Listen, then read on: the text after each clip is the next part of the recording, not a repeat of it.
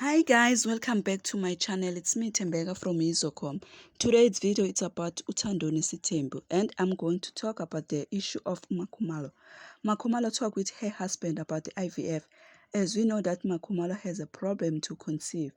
So she begs Mtombeni to allow her to do in vitro. Because of her age, she said she's turning 35 this year. And when she researched about that process, she's nearly to egg freezing because Musa is turning 50. As we know that on a previous episode, Musa didn't agree that Makhumalo must do in vitro because of his traditional belief.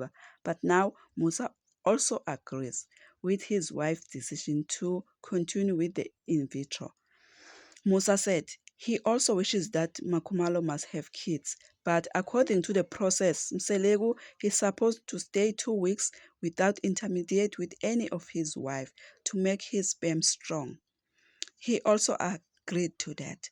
Makhumalo said, "There is a new wife here. What are you going to do, Mselegu?" Mselegu laughed and he said, "I will make a plan." At last. I thank you. Please don't forget to subscribe, like, comment, and press notification button to be the first to see whenever I upload it. Bye you.